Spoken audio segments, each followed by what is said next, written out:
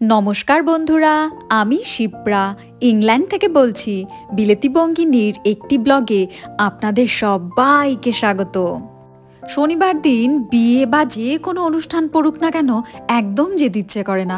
ওই দিনটা আমার নিরামিষ, আর আমার চোখের সামনে আমার প্রিয় খাবারগুলো সবাই কবজি ডুবিয়ে খাবে, আর আমাকে বসে বসে দেখতে হবে।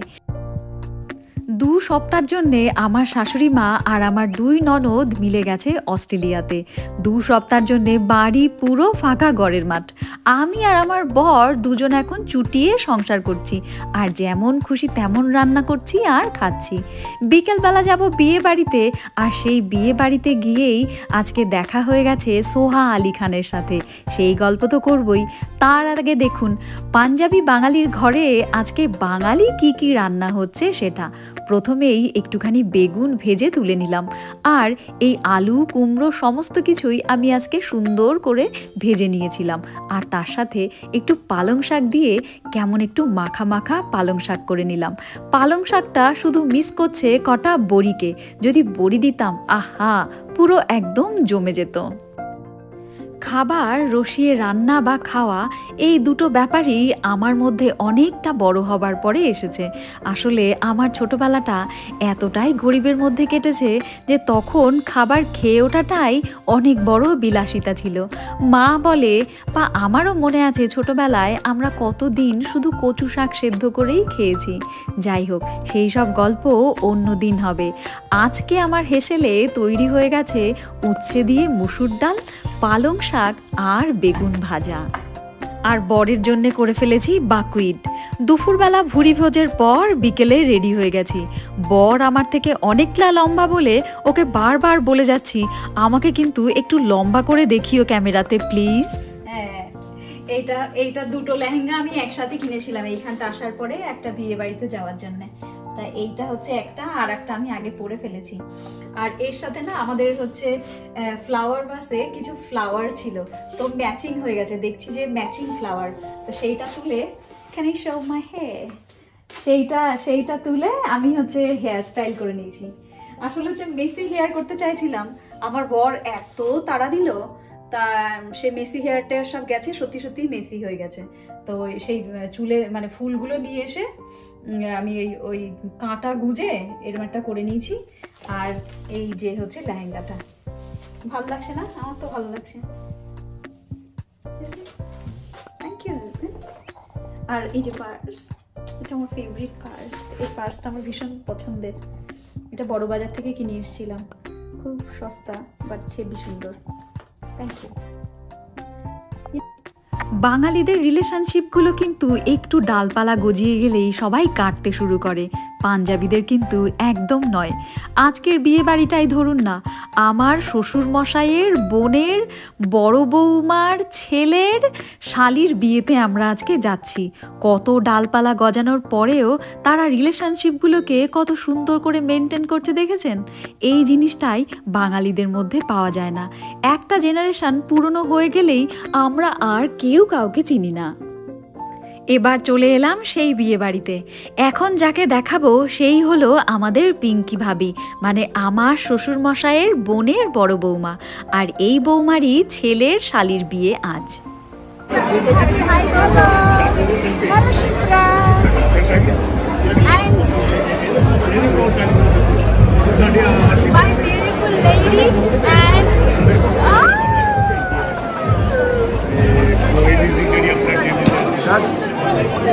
Uncle, hi, bolo.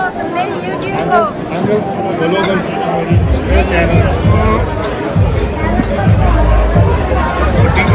इधर आए यार। फोटो खींचे थे, फोटो नहीं, वीडियो YouTube का। आंटी को भेज देनी, आंटी फोटो खींची कि नहीं अपने? हाँ, फोटो खींचे। हमने रखे हैं, हाँ, मुझे इसको भेज दो। Say hi. Cheese. So cute. He's Bibi's heart. Oh, yeah. He's Bibi's heart.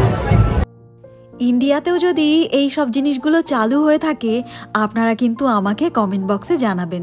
মানে এই প্রি ওয়েডিং বা ওয়েডিংয়ের ছবিগুলোকে সুন্দর করে রিসেপশনের দিন সবাইকে দেখানো, এই জিনিসগুলো আমি যখন ইন্ডিয়াতে বিয়ে বাড়িতে যেতাম তখন কিন্তু আমি দেখিনি।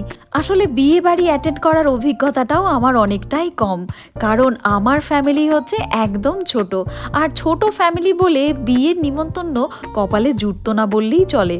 আমার মনে আছে আমার বান্ধবীর ভাইয়ের বিয়েতে গেছিলাম 10 বছর পর। বাইরে এসেছিলাম আমি আর আমার যা কিছু ছবি তোলার জন্যে, আর এইখানটা আসার পর এক মাথা খারাপ লেডির সাথে কথা বলছে আমার যা। আমার এত মাথা গরম হচ্ছে তার কি বলবো, কারণ ওদের আলোচনার বিষয়বস্তু হচ্ছে নেক্সট মাসে এই মহিলা যাবে তার বাচ্চাকে নিয়ে ইন্ডিয়াতে, আর সেখানে গিয়ে সে ইন্ডিয়াতে কি কি স্যুট করবে কি কি করবে না, এখানকার বিনস পাবে কি না, এখানকার চিপস পাবে কি না, বাচ্চা ওখানে কি খাবে, ওখানের মাল্টি সুপার মার্কেটে কি এইসব পাওয়া যায়। আরে ভাই এতই যখন প্রবলেম তাহলে যাচ্ছিস কেন, এখানেই থেকে জানা, ওখানটা যাওয়ার কোনো মানে হয় না। সত্যি এইসব আদিক্ষেতা দেখলে আমার গা জ্বলে যায়। যাই হোক, বিয়ে বাড়িতে এসেছি মাথা গরম করব না সেই ভেবে ওনার বকবকানি থামার পর ভেতরে গিয়ে আমার বরকে বেঁধে নিয়ে এলাম একটা ভিডিও বানিয়ে দেওয়ার জন্যে, আর আমার বর কাজটাও সুন্দর করছে দেখুন। Two pretty ladies. Two beautiful ladies. With a lovely smile. That's fine. I think 30 seconds, right? Yeah. Isn't that?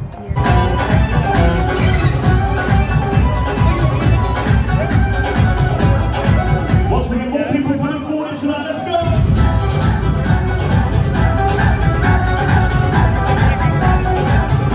Ayo Sanjay, let's go. Come on.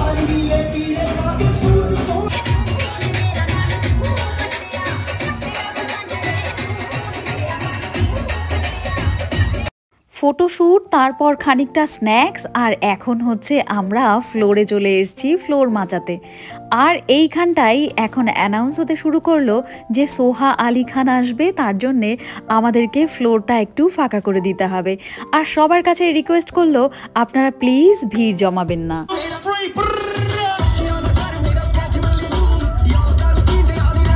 Announce এখন ভাড়মে যাক, পাঞ্জাবিদের কাছে পাঞ্জাবি মিউজিক চলে এসেছে। কে ফ্লোর ছাড়ে বলুন তো? আমি দেখছি ওইদিকে আমার বর আমার যা দুজনাই শুরু করেছে বেদম dance.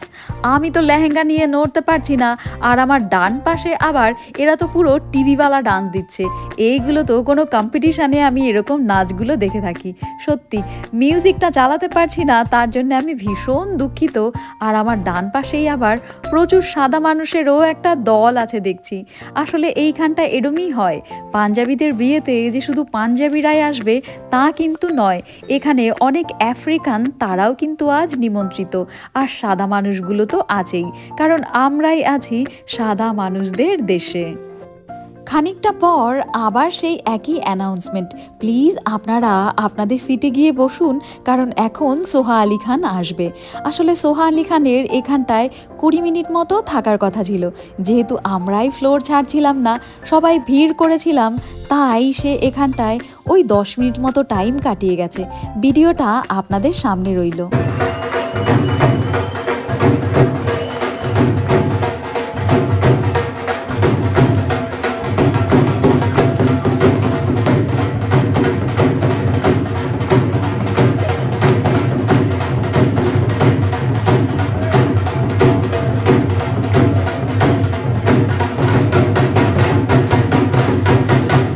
Ladies and gentlemen, that's what you... সোহা আলী খান যতক্ষণ এখানটায় ছিল ততক্ষণ ইন্টারনেট বন্ধ করে দেওয়া হয়েছিল, আর সবাইকে বারবার রিকোয়েস্ট করে তাদের সিটেই বসতে বলার জন্যে কেউই কিন্তু আর ওই দেখুন ভিড় করে সেই ওইখানটায় সোহা আলীকে দেখতে যায়নি। আসলে এই ব্যাপারটাই হয় এখানে না, কেউ কাউকে তেমন বেশি ভাও দেয় না। মানে তুমি যা আছো তোমার মতো, আমি যা আছি আমি তাতেই খুশি। তাই সবাই একটু তাকাতাকি করলেও সেই ইন্ডিয়াতে যেমন ক্রেজি ফ্যান ব্যাপারটা থাকে, এইখানটায় কিন্তু ওরম কোনো কিছুই নেই। আপনারা দেখেই বুঝতে পারছেন, কারণ ওই যে সে দূরে দাঁড়িয়ে আছে, কিন্তু কেউই কিন্তু ভিড় জমাচ্ছে না। ভিড় আমরা জমালাম তবে সোহা আলীকে দেখার জন্য নয়, খাবার টেবিলে খাবার খাওয়ার জন্যে। টেবিল ভরে শুধু খাবার আর খাবার, কোনটা ছেড়ে যে কোনটা খাই মনের সেই অবস্থা। কিন্তু আমার জন্যে একদম লিমিটেড, ডাল আর টিন্ডের তরকারি। টিন্ডেটা তাও ঠিক আছে, ডাল একদম ভালো লাগে না, তাই নিয়ে নিয়েছি খানিকটা পেঁয়াজ কুচি আর কাঁচা লঙ্কা। কাঁচা লঙ্কা আমার ভীষণ পছন্দ, যে কোনো খাবারে ওনার সহযোগে আমি সেটা একদম অমৃত করে তুলতে পারি। আমার বান্ধবীরা আমার ব্লগ দেখে কখনো কখনো বলে, তোর মতো নরম যদি বিয়ে বাড়িতে গিয়ে আলু পটলের তরকারি ফুলকপির তরকারি খেতে হয় তবে বিয়ে বাড়িতেই যাব না। কিন্তু পরিস্থিতি মানুষকে সব কিছুই শেখায়, এই খাবারগুলোই আমার কাছে অমৃত সমান।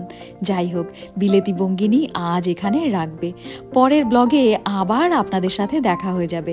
আর আমার এই ব্লগ ভালো লাগলে একটা লাইক, কমেন্ট আর শেয়ার, আমার চ্যানেলটা সাবস্ক্রাইব করতে যেন একদম ভুলবেন না। আর ইংল্যান্ডের নতুন কিছু নিয়ে পরের ব্লগে আপনাদের সামনে হাজির হয়ে যাব। ততদিন ভালো থাকবেন, সুস্থ থাকবেন, টাটা বাই বাই।